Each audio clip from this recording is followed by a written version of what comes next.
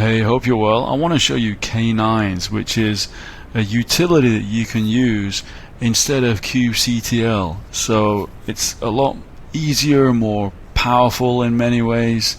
And let me show you. So go to your favorite search engine, type in K9s as I've done, and this will be the website, the main website. So it looks like this, and you know, some features and stuff. And let's go to installation. Oh, by the way, that's how it looks. That's a preview, but I'm going to show you anyway. So let's go to installations. Now, there's some super easy, whether you're using Mac OS, Linux, or Windows. Now, I'm using Linux, and I don't have Linux boot actually, and I actually prefer to use a binary. And there's instructions for building from source as well, but it says here binaries are available in the release page. So I'll just show you this, right? A little bit hard to find. It took me a couple of seconds, but on this GitHub page, what you do is you go down, and there are the binaries. And I was like, well, where's Linux? And there you go. Show all 42 assets. You've got to click this to see everything. And the one I'm using is Linux amd64.tar.gz. So I copied this link. And then what I did is on my Linux server, because as some of you know, I quite often like to use a remote server rather than just my own laptop and keep it clean. You don't have to, but it's just what I prefer. I ran these commands. That link that I just copied, I put it in here. So I did a wget on that link. And this is the file it downloaded, which I then did a tar xvzf on. And it gives you this binary here, K9, so I moved that to my user bin. So that's what I've done here on my Linux server. Now, I just wanted to show you as a starting point, this is just using kubectl, which I've got an alias K get pods, all namespaces, and this is what we've got. And just so you know, I've got a few apps on here. So I've got this sample app from Linkerd, Books app, Emojivoto, another sample app. This is another app, but it's actually the default namespace, which is not great, but it's okay. It's called KubeWebView, a very nice app I recommend install on every cluster. And everything in Kube system is coming with the cluster. It's used for internal purposes, let's say. So let's have a look. So I just type K9s, and here it is. So yeah, it kind of reminds me of Top or HTOP, or even a little bit like some old DOS programs. So the first view that we've got actually is all of the pods. And you can see here I've got 0 for all or just 1 for default. So if I press 1, you just get the single pod that's running in the default namespace, which is KubeWebView. But if I press 0 again on my keyboard, then I get back to here. And I can move around up and down and use page down to get the full list, because there's about 2 or 3 extra rows here that you can't see on the single page. So yeah, pretty interesting. Some basic cluster info at the top left. I like that you've got the CPU and memory. It kind of reminds me of kubectl top. Is it top pod or top node that will give you these overall stats? I can't remember.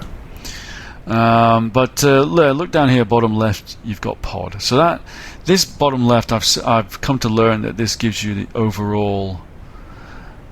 It's telling us that we're currently looking at pods, but as you'll see, this becomes a breadcrumb. So for example, let me choose a pod, right?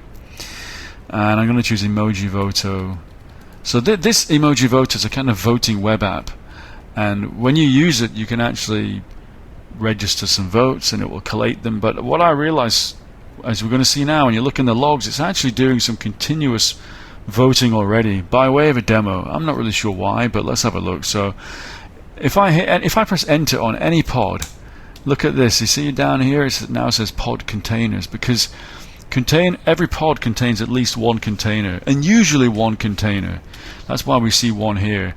Now if you've got a sidecar container, you'll see more than one container. You'll see 2, but usually it's just one container. But I like the fact that it gives you this container view now. And by the way, left and right will move these columns along. If there's more than one, there's a column that's sort of truncated, you can move along. So that's pretty cool. And then what happens if you press enter again?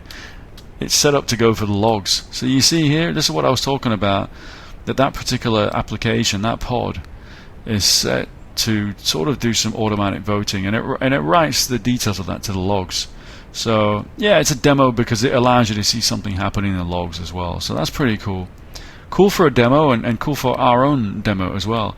So all I did was press enter on the container and it went straight to the logs. So if I press escape, it goes back up. Again, it goes back up.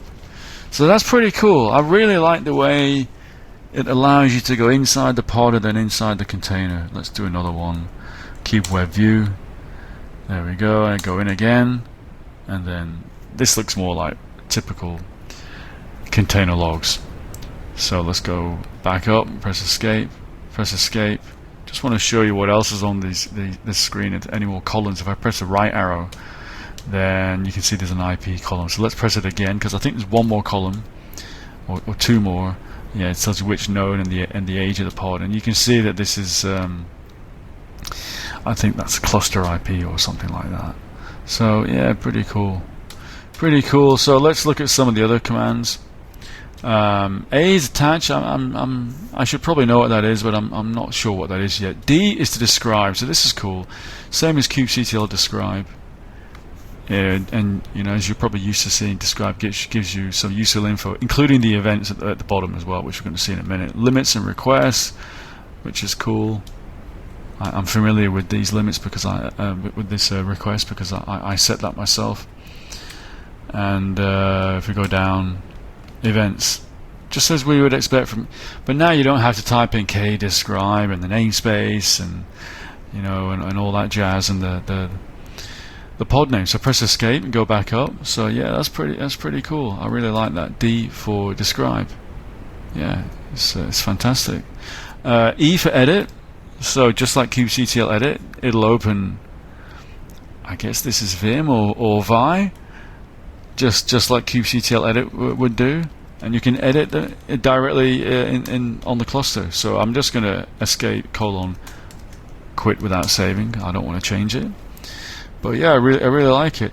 Now this jump owner Shift J is pretty cool command, I gotta say. So check this out, right? I'll choose another pod like Books app and then the authors pod. So Shift J. Now watch this. And it goes to the replica set from which that pod basically belongs. So, you know, it's jump owner. The pod is owned by the replica set. And if I do it again, there's a deployment. So, can I do it again? Is there? No, there isn't. If you didn't know already, and this may be news to you, because it's quite a subtle part of Kubernetes, but when people are creating deployments and they go to deployment YAML and they put in the number of replicas, I think a lot of people don't actually realize that under the hood, the pod is actually part of a replica set, which is part of a deployment. Just because you've created a kind deployment and you didn't create a kind replica set, it doesn't mean that the replica set is not involved. Actually, the mechanics of Kubernetes means that if you do a kind deployment, a manifest, and you say how many pods or replicas are in there, it's actually spawned from a replica set. So deployment spawns a replica set, which spawns a pod. So if I just press escape, and that's a cool thing, that Shift J, I love it. This jump owner will actually show you that relationship. So really cool. Another thing you can do is press L to go directly to the logs instead of pressing enter. So if I do L, it'll go straight to the logs. I don't know if this is tailing all the containers in, well, a lot of activity here. Which is that? That's books, app, web app. I press L again. I'm not sure if this is showing the logs for all containers in that pod, or if it's just choosing, let's say, the primary container, if there is such a thing. So that's a follow-up point that I need to figure out, because what it says up here, this here is, yeah, interesting. Although it does say service. So what happens if I just go straight into this and then do that again? Yeah, it's the same. It's the same. Interesting.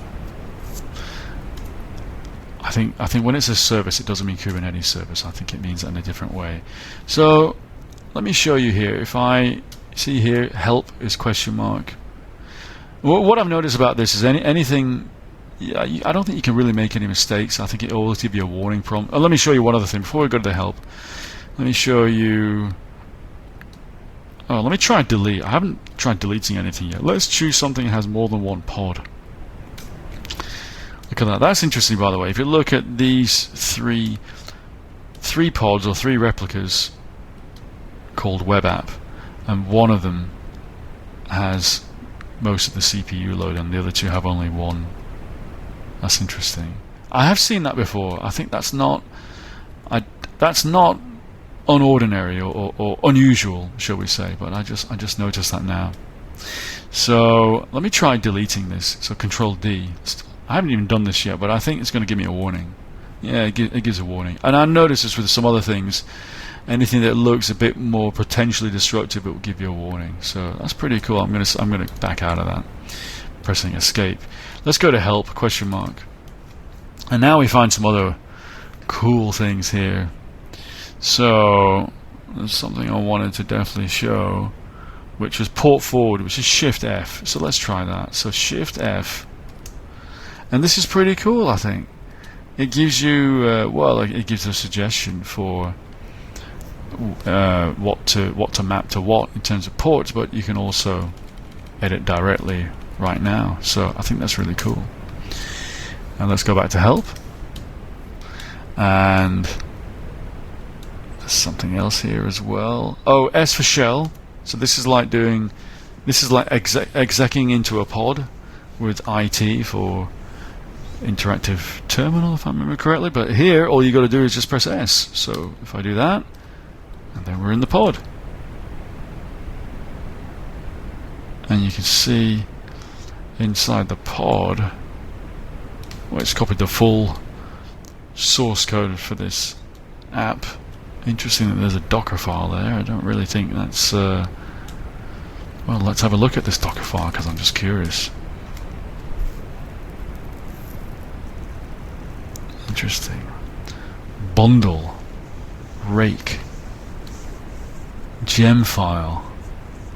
I am not familiar with this particular. Oh, it says here Ruby. So this must be. I'm not familiar. Ruby must have something to do with Ruby, and yeah, I'm guessing the RB is and all these other RBs are Ruby files. So yeah, we're in the pod, and we can even do printenv and see all the. This is pretty typical inside any container that you can. That there's a whole bunch of environment variables. So let's exit out of here. That was enough just to demonstrate. I'll give it a question mark again.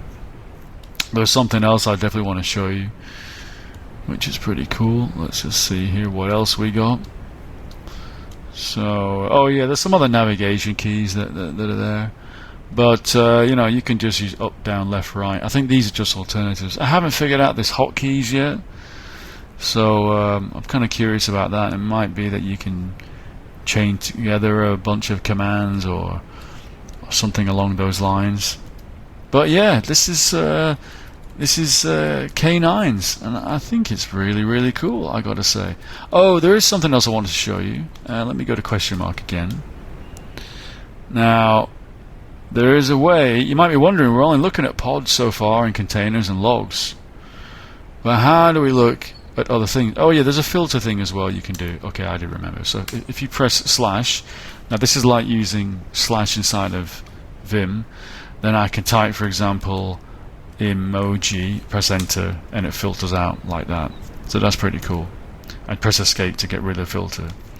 Now how do we get to other types of resource? So this is really powerful. Let me press question mark again. What we want is this one here, command mode. So I press escape, I press colon, and now if I type in, look at this, you see as I type this in, it is showing, it is auto-completing any type of Kubernetes resource. So service, so tab, and these are all the available services. Oh cool, it shows the ports as well. That is really, really cool. At a glance. I'm not sure you can get this information without a custom script normally if you're using kubectl, especially this ports information. That is really, really cool the way it's done that. So let me go that command again, and Don't think we got any daemon sets, but let's have a look. Oh, we do. There's a couple that are in the kube system namespace. Let's look at deployments. So it even shows the short form, deploy or deployment. So deploy, which is the same as deployment, and these are all our deployments. And you can see the number of replicas, etc. If I type, I did notice one there. If I type, you see that SA, that's service account, or I can just type in the full service account. And obviously, there's a few built in, and yeah, the apps should also have their own. So, and I can go back to pod, and there we go. We're now back on pods. So yeah, that is the tour I did myself before I started recording. So I've got to say, get this app. If you're using Kubernetes, get K9s. I really think even if you're new to Kubernetes, this is going to help assist your learning. It's just so much. You're going to need to know the commands no matter what. And I've known about K9s for at least a year or two. And the only reason that I haven't used it so far is because I wanted to keep my muscle memory for kubectl. But this is really, really amazing. In fact, the only thing I would change about this is, well, yeah, I mean, this is not really, it's using kubectl under the hood, but it's probably, or it may or may not be. I was thinking you could put a kubectl command at the bottom to say this is the same as kubectl get pods, but to be honest, with a lot of this extra information, there is no equivalent command in kubectl. It's much more. It really is a boost. So yeah, really get this K9s. If you haven't already, go install Kind. You can do that on your laptop. Go install some sample apps like this Books app, Emoji Voto. Just Google those and you'll come up with them. They're from Linkerd. Kube WebView. This hardly takes up any CPU or RAM. I can strongly recommend it. And then install K9s and just navigate around, get to know it. I think it's really, really cool. So that's it. If you like this video, please give it a thumbs up. Please subscribe to the channel. We're growing and more videos like this. I'll see you again soon. Bye bye.